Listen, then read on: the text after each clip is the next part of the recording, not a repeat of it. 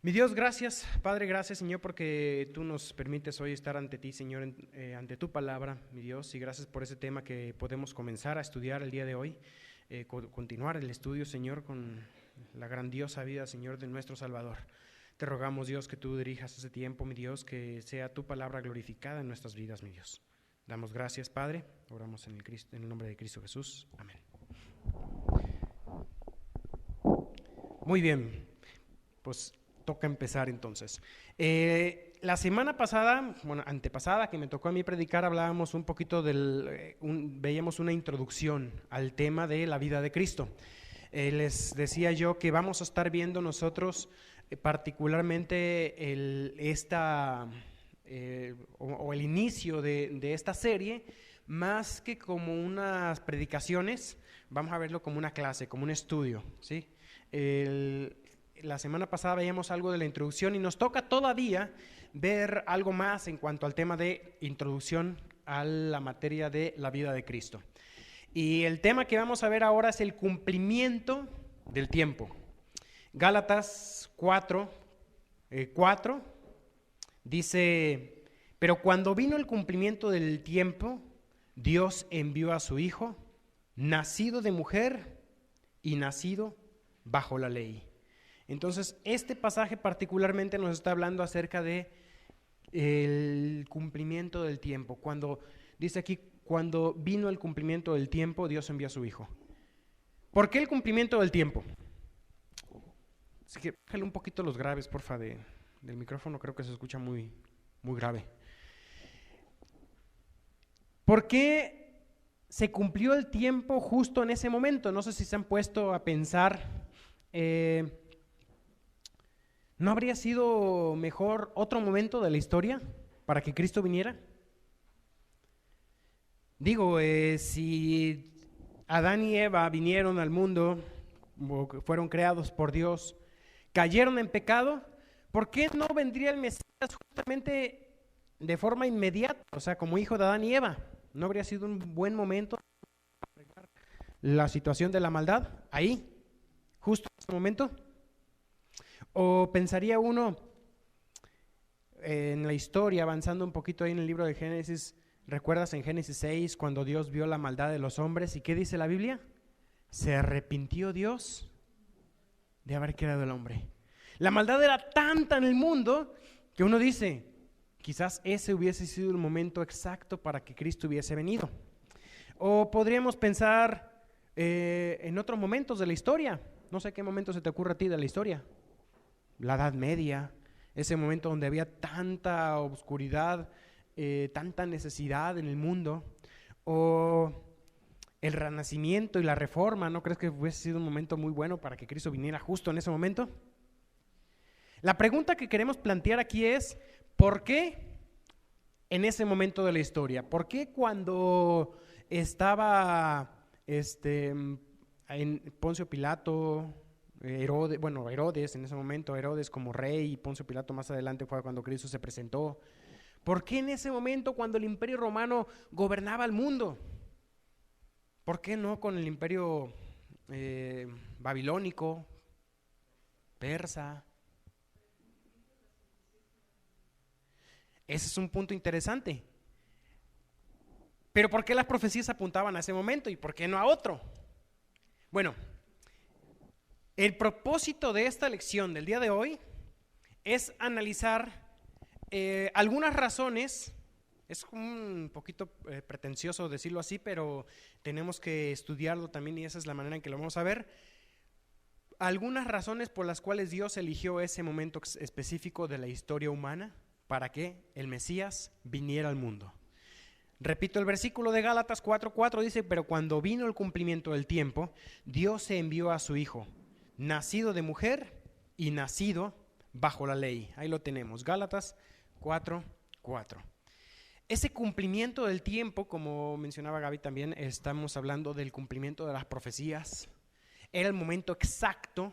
No es que Dios se le ocurrió, bueno, ya es hora y mandemos a Jesús ahora.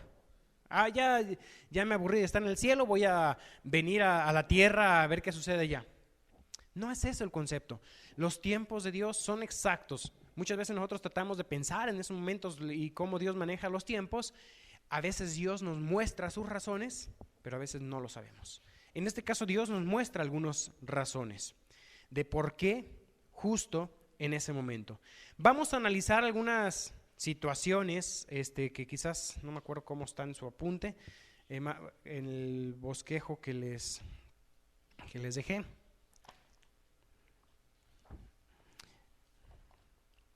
A ver, denme un segundito. Quiero ver el apunte de ustedes. Acá está. Fíjense, ahí en el apunte, página 3. Creo que en el apunte que les voy a dar después corregido puede ser que hasta que la página cambie, porque tuve que hacer un pequeño cambio ahí. ¿Por qué justo en ese momento? Mencionábamos un poquito y hacíamos algunas preguntas en cuanto a eso. Vamos a estudiar, como les decía yo, cómo el momento fue exacto. La aparición de la estrella de Belén fue en el momento más preciso de la historia humana. Y vamos a ver, en segundo lugar, la preparación del mundo para la venida de Cristo. En este caso, si ustedes ven aquí su apunte, tenemos la situación política, la situación cultural e intelectual, la situación moral, social y moral, y la situación religiosa. ¿Cómo estaba el mundo en ese momento? Si ustedes recuerdan, en primer lugar, hablando de la situación política, ¿quién gobernaba el mundo en ese momento? Era Roma. Roma tenía bajo su control el mundo completo. Y dice, aquí mi nota dice, durante siglos, un imperio había reemplazado a otro con rapidez. Recordamos los que estudiamos el libro de Daniel, ¿cuáles imperios fueron los que venían uno tras otro? Babilonia, Medo-Persa, Grecia, y luego llegó Roma. Y antes de Babilonia también había otros imperios, o sea, por ejemplo, teníamos el imperio egipcio. Entonces, venía un imperio y, por ejemplo, el imperio de Grecia, el imperio griego, duró muy poco. De hecho, prácticamente duró como imperio solamente el tiempo del gobierno de Alejandro Magno. Después de la muerte de Alejandro Magno, ¿qué pasó con su imperio? Se dividió en 4, que la profecía los ve como las 4 cabezas del tigre, ¿no? de este leopardo. Entonces se divide el imperio y un imperio venía, conquistaba el mundo y luego venía otro imperio, conquistaba este imperio, por lo tanto al mundo conocido. Pero para este entonces el imperio romano se había establecido, había logrado establecer su dominio y extender su control hasta los confines más remotos de la tierra. Para ese momento también las barreras políticas que había se habían deshecho. Repentinamente ya no había distintas fronteras que cruzar. Recordemos que así como hoy en día no es fácil que alguien diga, voy a ir a Estados Unidos. No, hay que tramitar una visa y ese en ese momento, no había visas, no había pasaportes. Pero no era fácil tampoco que un judío decida ir a Egipto, porque implicaba también llegar a otro gobierno, someterse a otras leyes, incluso pagar ciertos impuestos, y complicaba los viajes. Pero para este momento, el hecho de que las barreras políticas que antes existían se habían deshecho, esto dio lugar en todo el Imperio Romano a un tratado de libre comercio, por decirlo así. Había un libre intercambio en todo el imperio. Los derechos de los ciudadanos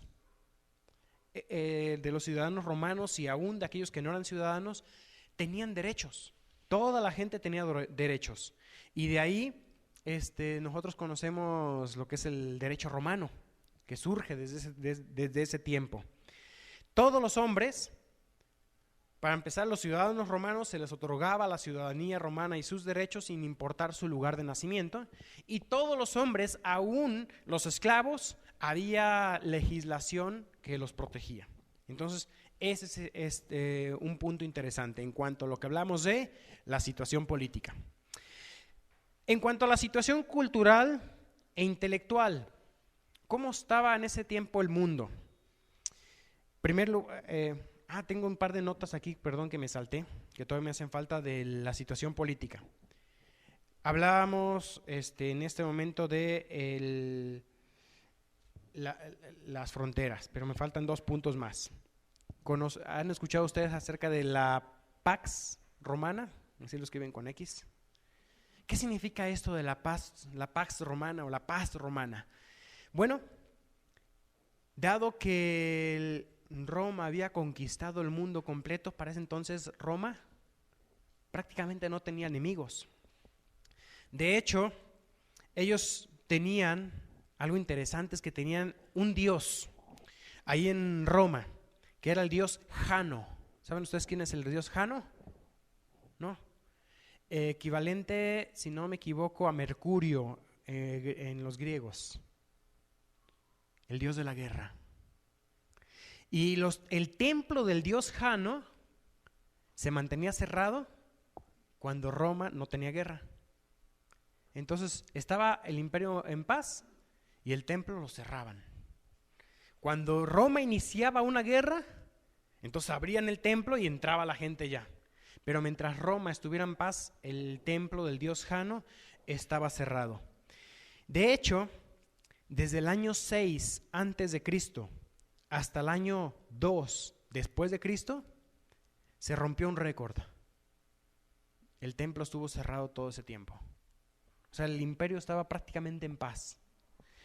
Y todo esto, toda esta paz romana, dejó un ambiente propicio para lo que después vendría con la propagación del evangelio. Y un punto más en cuanto a la situación política, es otra con X también, la Lex Romana. Algo mencioné un poquito ya. La ley romana, con esa justicia inexorable que pretendía presentar, buscaba imparcialidad, buscaba ser recto, aplicaba a todos sin excepción. La ley dio como resultado un ambiente de tranquilidad para el pueblo, y esto daba a la gente la tranquilidad que sabían ellos que los malhechores serían juzgados.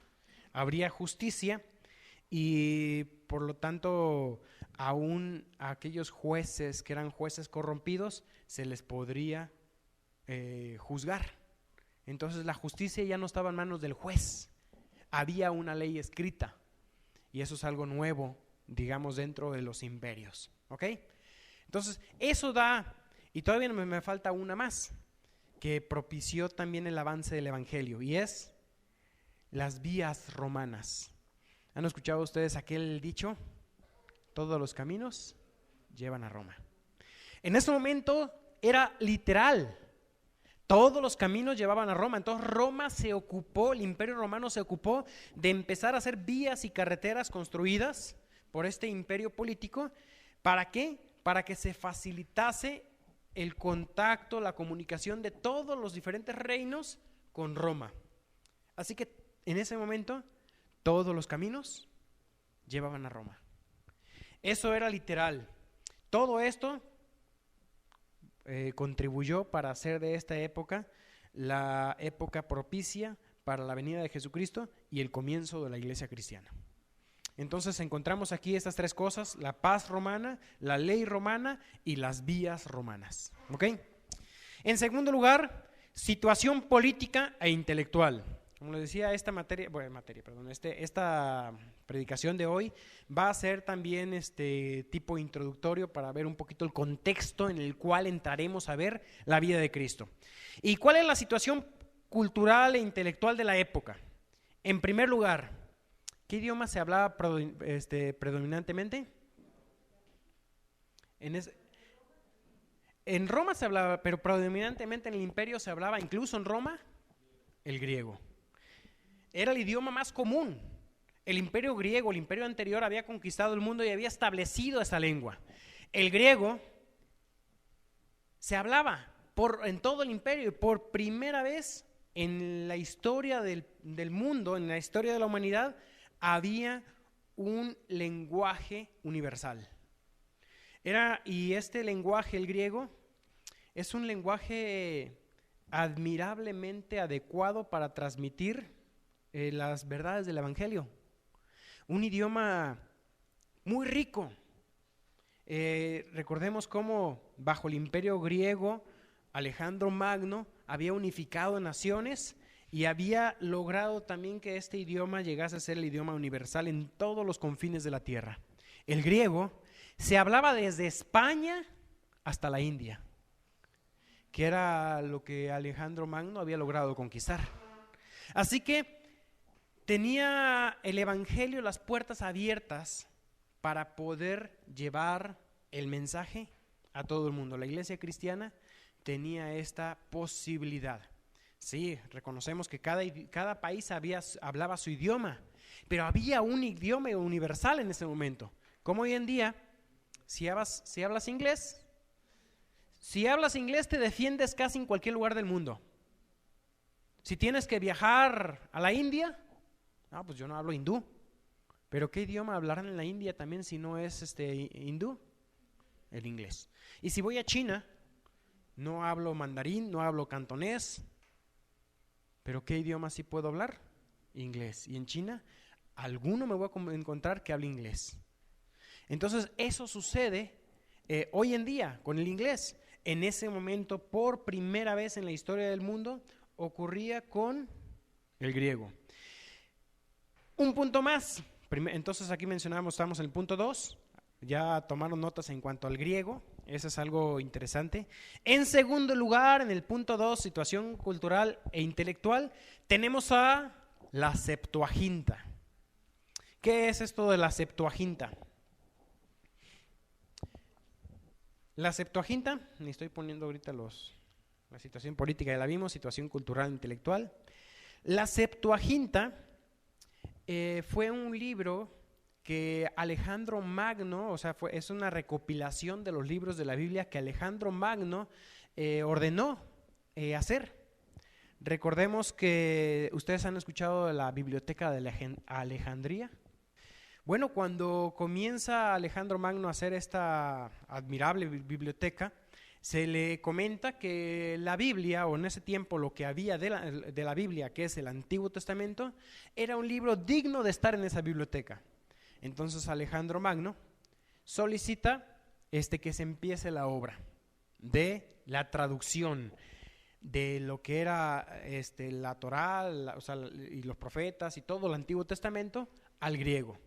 Para ello se encomendó a 72 rabinos judíos, eran personas muy conocedoras o bien educadas, que conocían perfectamente el griego y conocían perfectamente el hebreo, y estos 72 hombres se dieron la tarea de traducir del hebreo y del arameo todo el Antiguo Testamento al griego, lo que dio lugar a la Septuaginta. Entonces, en ese momento, el mundo contaba con una traducción de la Biblia en el lenguaje universal. Antes, ¿en qué idioma estaba la Biblia? Hebreo y arameo. No cualquiera podía leerla. Era como en los tiempos nosotros hablamos luego de hace no tanto tiempo, un par no como 100, no, ni 100 años. Todavía mi mamá me dice que a ella le tocaron misas en latín. A mi mamá me cuenta que ella se escuchaba la misa en latín. Entonces, en ese momento histórico de hace menos de 60 años más o menos, la Biblia no estaba tan disponible para todos porque se hablaba solo en latín y se prohibía hablar a la gente o leer la Biblia en su idioma.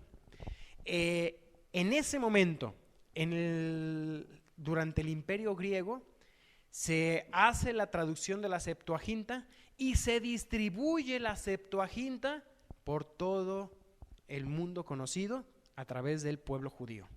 Entonces la Septuaginta nos dio, o le dio al mundo en ese momento, la posibilidad de tener una copia manuscrita de la Biblia en cada lugar donde había una sinagoga judía. Y eso pues también abrió las puertas ¿a qué? a la propagación del evangelio. Vimos el griego. En segundo lugar, vimos el asunto de la Septuaginta y la ventaja que significó la Septuaginta para la propagación del evangelio. Tercer lugar, la filosofía. Los filósofos griegos habían venido y habían enseñado a los hombres a pensar por sí mismos, a examinar cada una de las situaciones científicas, filosóficas y demás, para llegar a conclusiones, hallar una solución a los problemas. Los filósofos habían estudiado ciencias, psicología, la psicología de los hombres, pero sobre todo la filosofía de ese tiempo se dio lugar a estudiar teología, considerando en todo la existencia de un ser sobrenatural. Pero se le había enseñado a la gente a pensar, a razonar, cuando antes sencillamente la gente no acudía a una escuela, la educación venía familiarmente, entonces no podía uno aprender más allá de lo que te enseñaba la familia.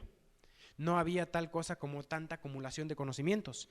Y la filosofía de los griegos ayudó también a la gente a pensar, lo cual también abrió la posibilidad, ¿para qué? Para la propagación del evangelio.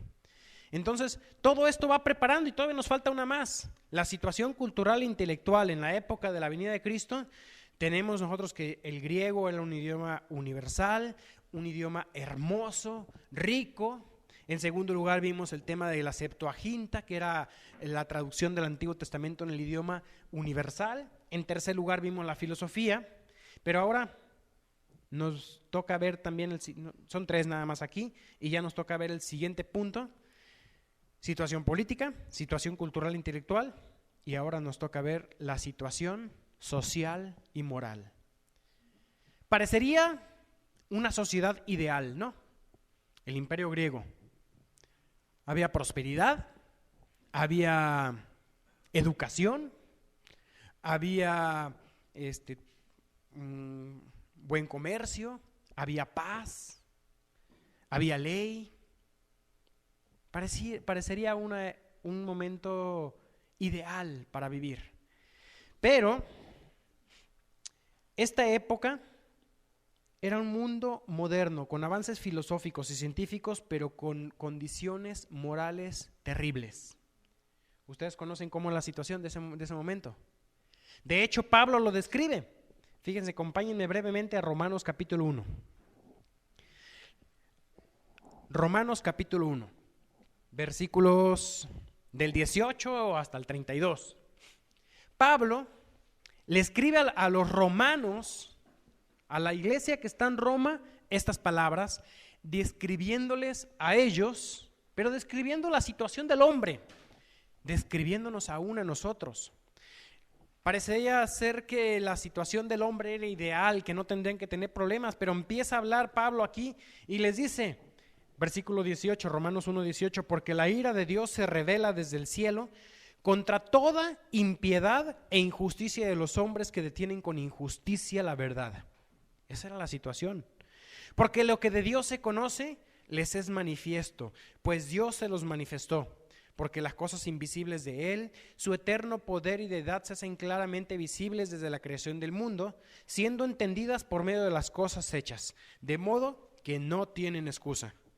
Versículo 21, pues habiendo conocido a Dios, no le glorificaron como a Dios ni le dieron gracias, sino que se envanecieron en sus razonamientos y su necio corazón fue entenebrecido. Profesando ser sabios, se hicieron necios y cambiaron la gloria del Dios incorruptible en semejanza de hombre corruptible, de aves, de cuadrúpedos y de reptiles. Por lo cual Dios los entregó a la inmundicia de las concupiscencias de sus corazones, de modo que deshonraron entre sí sus propios cuerpos, ya que cambiaron la verdad de Dios por la mentira, honrando y dando culto a las criaturas antes que el Creador, el cual es bendito por los siglos. Amén. Ahorita sigo leyendo, explico aquí. El ser humano había conocido que existía un Creador, pero no había decidido honrar al Creador, sino honrar la idolatría. Entonces, versículo 26, por esto, Dios los entregó a pasiones vergonzosas, pues aún sus mujeres cambiaron el uso natural por el que es contra naturaleza. Y fíjense que la sociedad en ese entonces no difiere mucho de la actual. Y de igual modo, versículo 27, también los hombres, dejando el uso natural de la mujer, se encendieron en su lascivia unos con otros, cometiendo hechos vergonzosos hombres con hombres y recibiendo en sí mismos la retribución debida a su extravío. Está hablando de relaciones homosexuales. Versículo 28, y como ellos no aprobaron tener en cuenta a Dios, Dios los entregó a una mente reprobada para hacer cosas que no convienen, estando atestados de toda injusticia, fornicación, perversidad, avaricia, maldad, llenos de envidia, homicidios, contiendas, engaños y malignidades, murmuradores, detractores, aborrecedores de Dios, injuriosos, soberbios, altivos, inventores de males, desobedientes de los padres, necios, desleales, sin afecto natural, implacables, sin misericordia, quienes habiendo entendido el juicio de Dios, que los que practican tales cosas son dignos de muerte, no solo las hacen, sino que también se complacen con los que las practican. ¿Cómo es la situación moral y social de la época? Totalmente depravada. En Efesios 4:17 dice Pablo, esto pues digo y requiero, que ya no andéis como los otros gentiles que andan en la vanidad de su mente, teniendo el entendimiento entenebrecido. Así que a pesar de la situación, de los avances que podría haber en ciencia, en conocimiento, en cultura, en comercio, en prosperidad, la situación del hombre estaba empeorando. Esto lo llevó a que la situación moral del hombre estuviera peor que nunca antes. Estas sociedades, en lugar de que la sociedad y todo lo que vemos, la situación política, cultural, intelectual, les diera esperanza, ¿sabes qué produjo en el hombre? Produjo una terrible decepción en el hombre. El hombre estaba cansado espiritualmente y moralmente.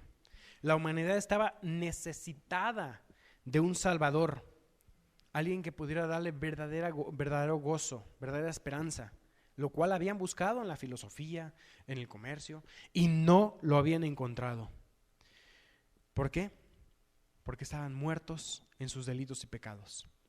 Hoy en día muchos así están, buscando a través de los logros humanos, buscando una razón de vivir y no encontrándola, necesitados de un Salvador. Era la situación política, o más bien social y moral de la época. Además de esto, tenemos la siguiente de las situaciones, que es la situación religiosa. Dándonos cuenta de la necesidad que el hombre tenía, en ese momento entonces surgieron muchas creencias nuevas. Recordemos que Alejandro Magno había llegado hasta la India y como tal, muchas filosofías de la India, por ejemplo, el panteísmo había sido traído a la sociedad griega, había sido traído también varias filosofías humanas orientales que hoy en día abundan, pero que en ese tiempo eran desconocidas. La filosofía había enseñado a los hombres a pensar por sí mismos. Sin embargo, al mismo tiempo, la filosofía había destruido casi por completo aquellas antiguas creencias de la religión oficial de Grecia. En otras palabras, si estudiamos un poquito el imperio romano y el imperio griego estaba convencido inicialmente, o los griegos estaban convencidos inicialmente de la existencia de sus dioses. Y aunque Roma tenía los mismos dioses con otros nombres, el romano no era tan devoto. Entonces ya tenía necesidad de algo nuevo. El sistema panteísta griego había decaído. por no estar satisfecho, no satisfacer sus necesidades y anhelos espirituales. Y las nuevas religiones florecían. ¿Y saben cuál fue la religión que empezó a florecer más fuerte? La adoración al emperador romano. Todos los distintos cultos míticos del Oriente también empezaron a entrar. Pero ¿sabes qué? Incapaces de satisfacer al hombre. Voy a mencionar 3. El eclecismo. El eclecismo era una filosofía, o es una filosofía que cree buscar lo mejor de cada religión. Y buscando lo mejor de cada religión, pensaba hallar la cura a todos los males de la humanidad. Mira, del hinduismo me gusta esto. Entonces empezaba a buscar de cada religión lo que consideraba mejor. En segundo lugar, el sincretismo. El sincretismo es el que coteja muchas religiones, adapta y las reúne todas en una sola. El propósito es dar la solución al problema espiritual. Entonces el sincretismo es, por ejemplo, lo que la Iglesia Católica hacía cuando venía y conquistaba aquí en América a los indios. Los encontraba que adoraban a un dios y les decía, no, ahora ya no vas a adorar al dios de la lluvia, ahora vas a adorar en ese mismo lugar, con esas mismas piedras, vamos a edificar una iglesia cristiana y en esta iglesia vas a adorar al santo fulano de tal, el santo de la lluvia. Entonces era lo mismo pero con otro nombre. Entonces tenemos que existía eclesismo, existía el sincretismo y surge el escepticismo. El escepticismo que dudaba de todo, no hallaba satisfacción en nada. Y esta era la situación predominante en el Imperio Romano. Aunque sí había algunos fervorosos, la mayoría era escéptica. Ya no creían en nada. Quizás entre los judíos la situación era un poco mejor. El judío, depositario de la fe monoteísta, habían sido despojados para siempre de su idolatría. Ya no eran idólatras como los encontramos en el Antiguo Testamento. Y habían sido a ser un gran exponente del monoteísmo, de este concepto tan elevado de un Dios absoluto y completo.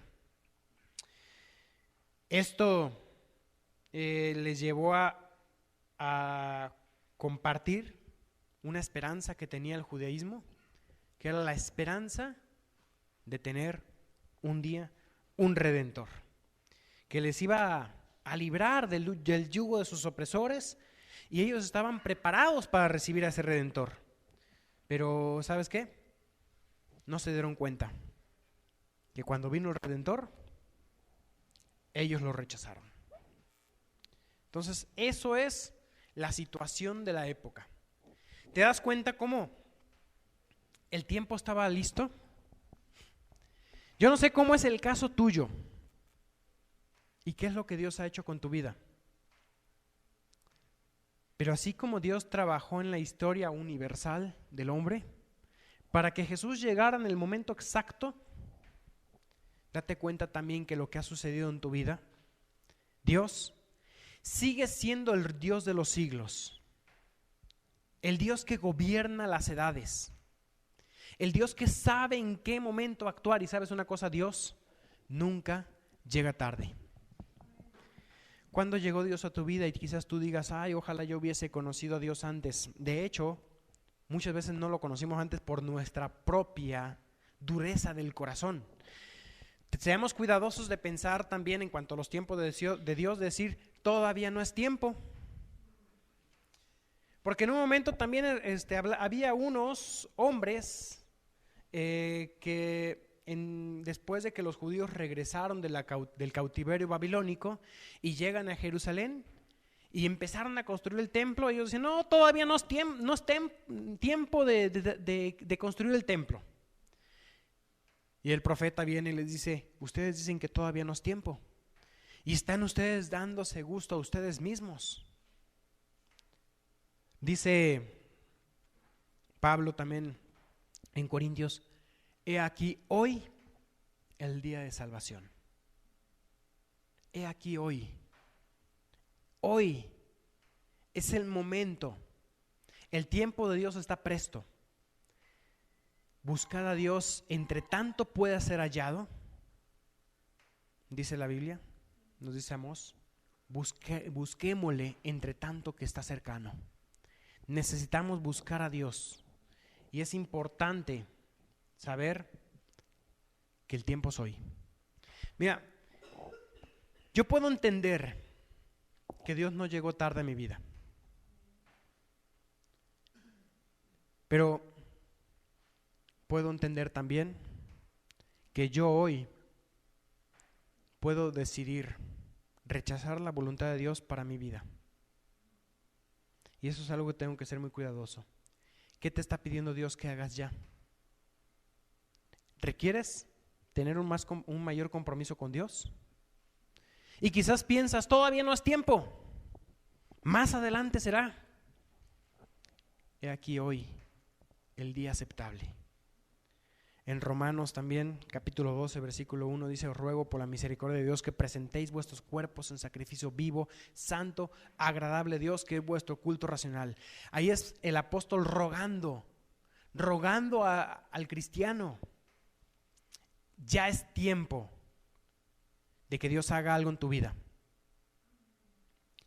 Mira, en cuanto a los tiempos de Dios, el tiempo de la venida de Cristo fue un tiempo exacto en el momento de la historia humana.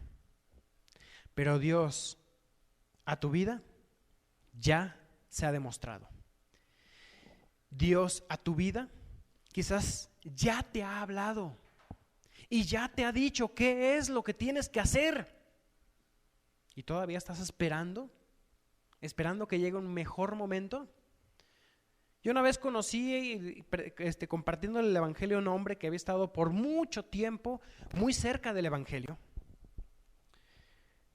Le prediqué el evangelio a este hombre y él me decía: sí, yo sé que tengo que recibir a Cristo, pero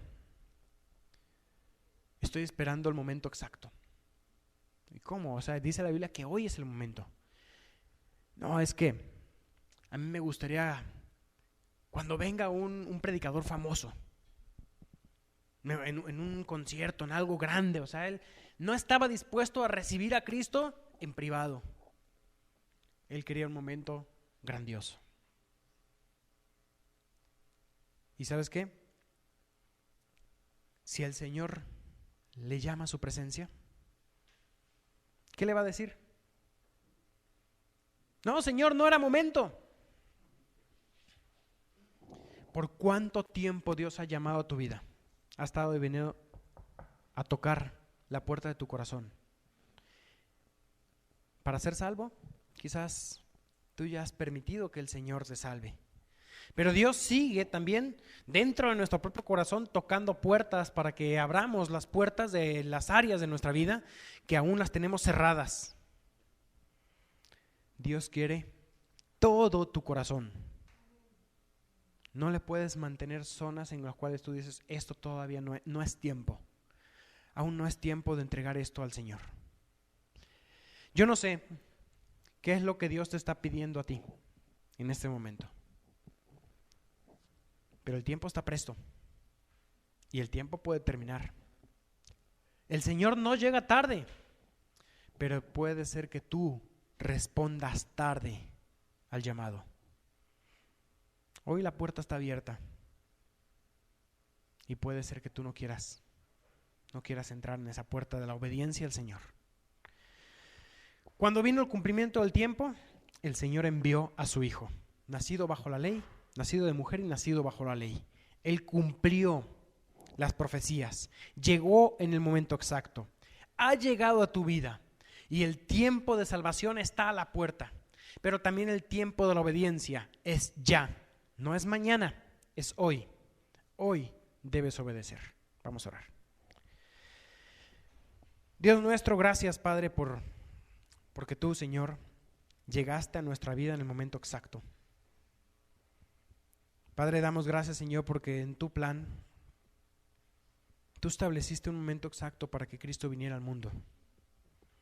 Gracias porque Cristo ya pagó nuestro pecado. Nuestra redención ha sido pagada.